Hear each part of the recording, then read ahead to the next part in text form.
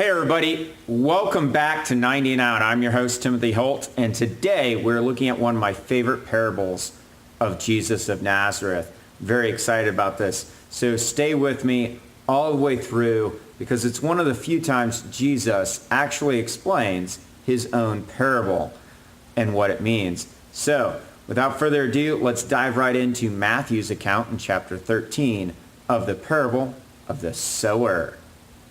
And no, we're not talking about the needle and thread. We're talking about seeds, people. We're talking about seeds. Planting those crops, exercising that faith, and seeing them grow. Behold, the sower went out to sow, and as he sowed, some seed fell by the wayside, and the birds came and devoured them. And as he sowed, some fell on stony places where they did not have much earth, and they immediately sprang up because they did not have much earth. But when the sun was up, they were scorched, and because they had no root, they withered away. Some fell among thorns, and the thorns sprang up and choked them out.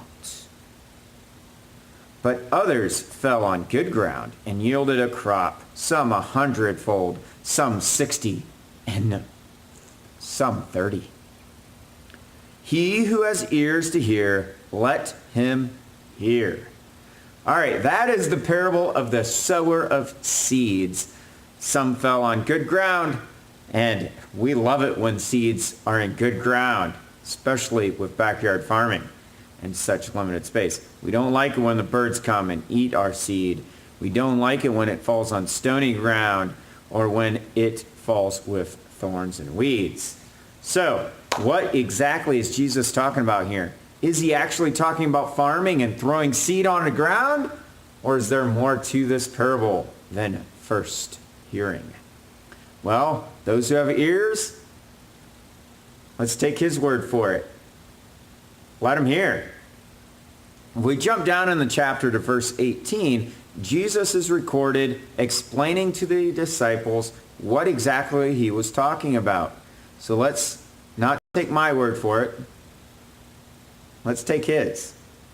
Therefore, hear the parable of the sower. When anyone hears the word of the kingdom and does not understand it, then the wicked one comes and snatches away what was sown in his heart. This is he who received the seed by the wayside. But he who received the seed on stony places, this is he who hears the word and immediately receives it with joy. Yet he has no root in himself, but endures only for a while. For when tribulation or persecution arises because of the word, immediately he stumbles. Now he who receives seed among the thorns is he who hears the word, and the cares of this world and the deceitfulness of riches choke the word, and he becomes unfruitful. But,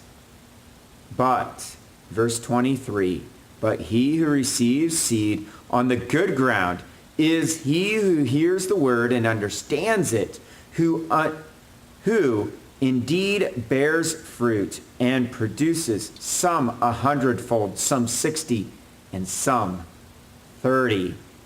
It's my sincere prayer today that you are the last group, that you will hear the word and understand and yield forth fruit. Some 100-fold, some 60, some 30. But as God gives, you give.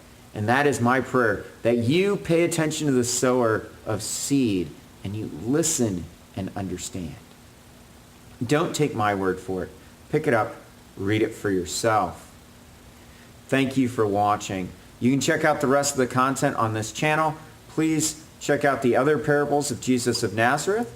We're going to be going through each and every one of them that the four gospel writers have recorded for us. And may God richly bless you. As always, don't take my word for it. Pick it up, read it for yourself.